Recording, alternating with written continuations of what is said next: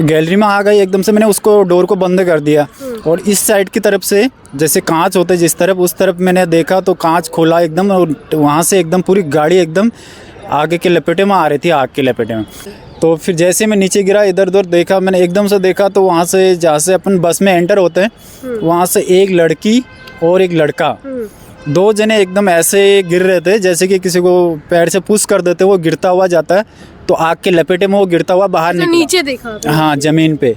जैसे भी चेंजिंग करी, कल भी मेरा फिर फ़ोन उसी में रह गया और फिर मेरे जितने भी मिलने वाले थे उनका फ़ोन आएगा करके मैं टेंशन में था।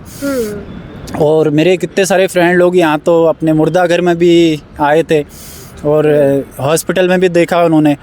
और फिर डायरेक्ट जाके मैं 10 बजे ऑफिस खुला, वहाँ मैंने सिम चालू करी, फ़ोन पे डाला और उदयपुर से मेरे जो भी मिलने वाले थे वो सब टैक्सी बुक करके जयपुर आ गए थे। पर वो बोले बेटा मेरा बैग है सब अंदर ही है। वो बच के आएंगे? वो बच गए। वो भी बोल रहे थे, मैंने कहा कैसे निकले आप? तो बोले मैं छलांग मार दी थी मैंने। आई थिंक 60 साल के तो होंगे, 60-70 साल के। तो फिर मैंने फ़ोन मांगा 1-2 बंदों से और उसके बाद फिर मैंने घर पे ही फ़ोन करा और फिर मेरे भैया आए थे लेने के लिए मुझे। देखिए, कल की जो घटना हुई, भीषण अग्निकांड अजमेर जयपुर नेशनल हाईवे पर भांगरोटा के पास, इसके बाद हर कोई उस पूरे अग्निकांड के बाद, हादसे के बाद हर कोई स्तब्ध है, दुखी है। और उसके बाद जो वहाँ की तस्वीरें आपने देखी होंगी, आप भी एक टाइम के लिए तो सहम गए होंगे, नहीं होना चाहिए था, ज़रूर सोचा होगा। उसी हादसे की प्रत्यक्षदर्शी है हमारे साथ दीवान सिंह इनका नाम है। आप उस वक्त क्या पूरा एक बार बताइए दर्शकों, किधर से आप आ रहे थे और उस हादसे को जो आपने पूरा आंखों देखा है? क्योंकि नमस्कार मैम, मैं दीवान सिंह बोल रहा हूँ और मैं उदयपुर से मैं जयपुर आ रहा था। जयपुर आ रहा था अपने ये भागरोटा पे दिल्ली पब्लिक स्कूल है, वहाँ पे हमारी बस रुकी थी। मतलब रुकी क्या थी, मतलब धीरे धीरे चल रही थी। मैंने यही सोचा था 5:20 समथिंग ये समय था उस टाइम। हाँ, तो मैंने समझा चाय पीने के लिए रुके होंगे।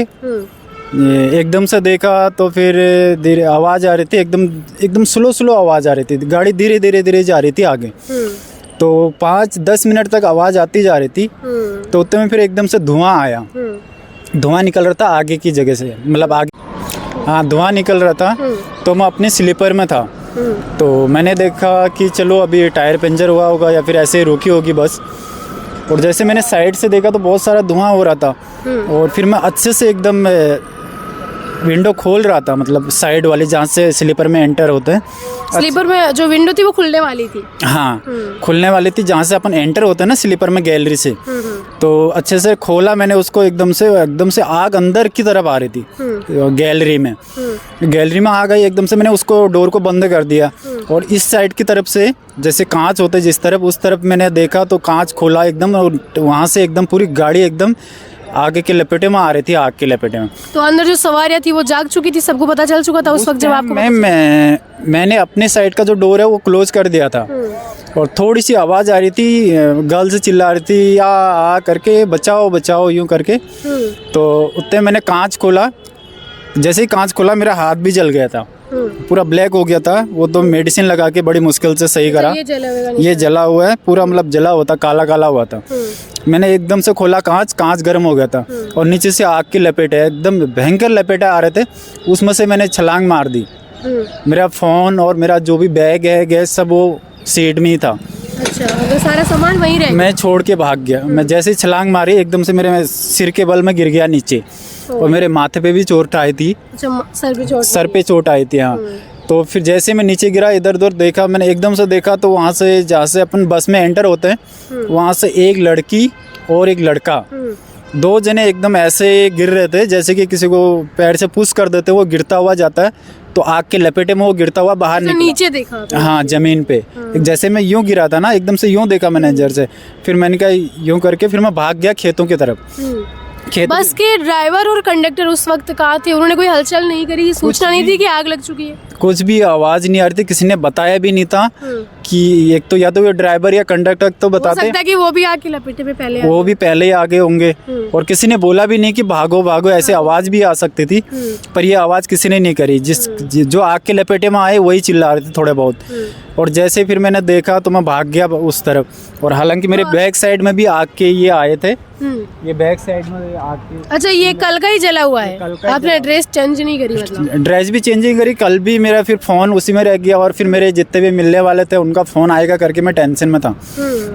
और मेरे कितने सारे फ्रेंड लोग यहाँ तो अपने मुर्दा घर में भी आए थे और हॉस्पिटल में भी देखा उन्होंने।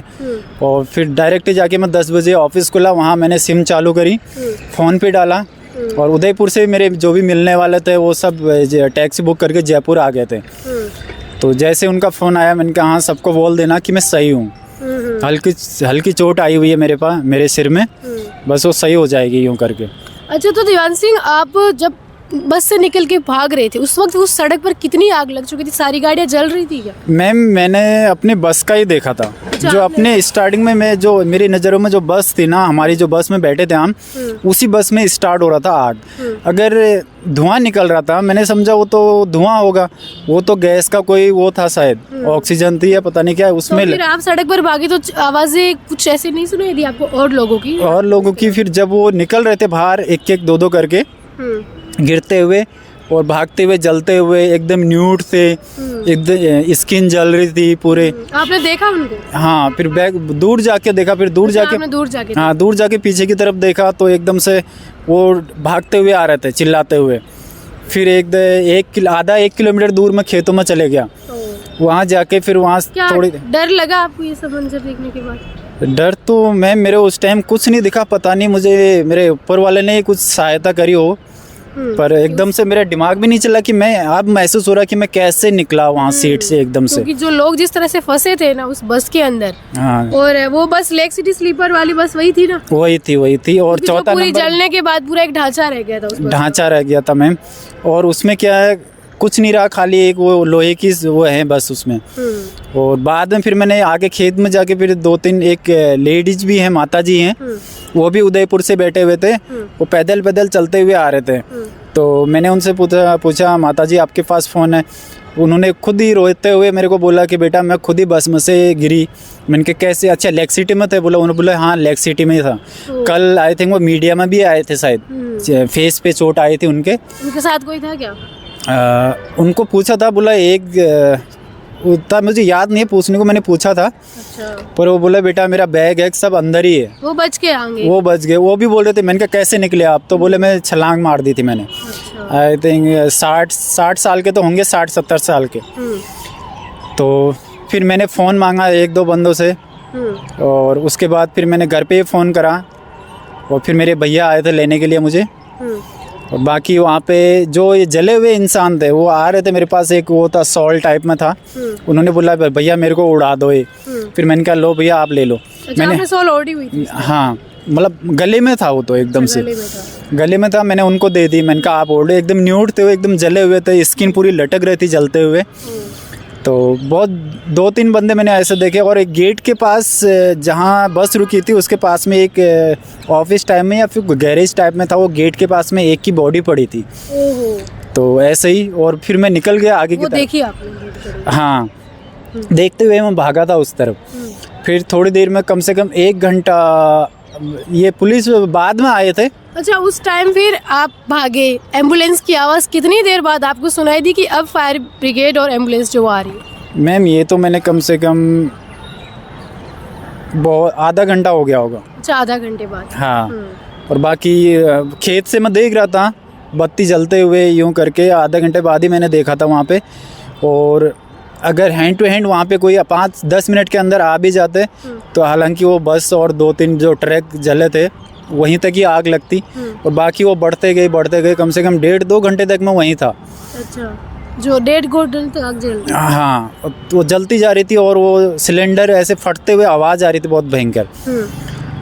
फिर 1-1.5 घंटे बाद फिर सब लोग, ये फायर ब्रिगेड ये सब आए। उसके बाद फिर मैं बाहर निकला तो तब तक तो बस पूरी खाक हो चुकी थी। तब तक आपने देखा कि बस पूरी जल गई। पूरी जल गई फिर थी। ऐसे लगा नहीं कि इसी बस से मैं तो निकल के भाग गया हूँ, जो इस बस की हालत अभी ऐसी हो चुकी है। और उसमें हालांकि मेरे जहाँ पे मैं था उसके ऊपर वाले डबल स्लीपर में मियाँ बीबी और एक बच्चा भी था। अच्छा, उनका पता है आपको कि क्या हालत हुई होगी? अब ये तो मुझे नहीं पता मैम, पर मुझे यही लगा कि एक दो बंदे बचे होंगे शायद उसमें से।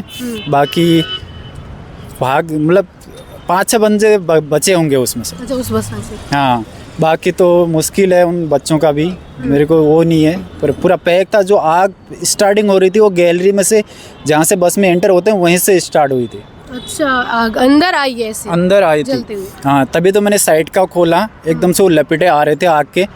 और वो डबल स्लीपर में थे बच्चे और वो 2 मियाँ बीबी। तो फिर वो डोर बंद करके मैं तो बाहर निकल गया। उसके बाद फिर मैंने नहीं देखा। फिर आपने देखा नहीं? फिर मैं तो खेत में चले गया था वहाँ। फिर ये आग जलती जा रही थी, कम से कम बहुत नुकसान हुआ था। 20-25 गाड़ियाँ तब तक जल गई थी। अच्छा, और जैसे ही बम टाइप में फूट रहे थे, जहाँ पे उनके अंगारे जा रहे थे वहीं पे आग लग गई थी उसमें। अच्छा, जहाँ जावर जा रही थी वहीं आग शुरू हो रही थी? हाँ, आग पकड़ रही थी वहीं पे। अभी आपकी चोट लगी, फिर अभी दिखाया आपने एसएमएस में? हाँ, एसएमएस में दिखाया। क्या बताया, नॉर्मल है? बोला नॉर्मल है और थोड़ा माथे में दर्द हो रहा है, वो भी नॉर्मल ही है बता रहे हैं। तो अभी घर पर, फिर आप घर पर चले गए सीधे? हाँ, मैं घर पे गया था। फिर मम्मी रोने लग गए गले लग के।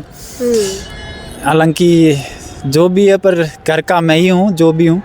वो उनको ये लगा होगा कि इतने बड़े हादसे में से मेरा बेटा बच के आ गया।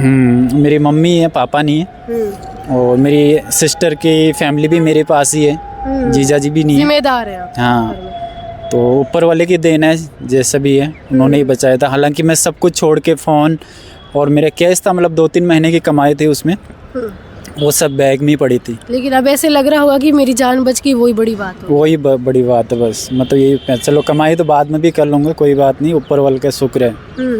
बिल्कुल।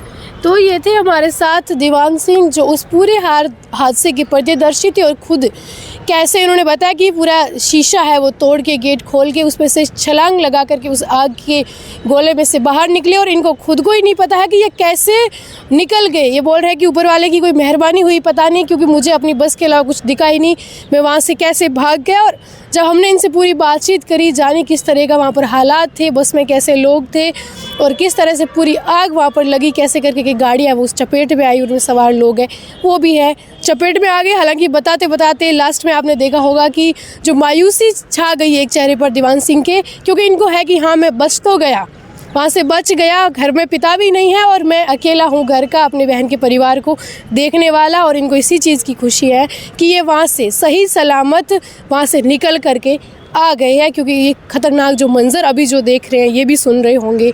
तो ये थी पूरी उस हादसे में कहानी, जो दीवान सिंह जिन्होंने अपनी आंखों से उस पूरी आग लगी थी उस लपटों को, उसमें से निकल करके खुद जो है वो आए। सहयोगी दीपेंद्र के साथ में ममता द खटक, जयपुर।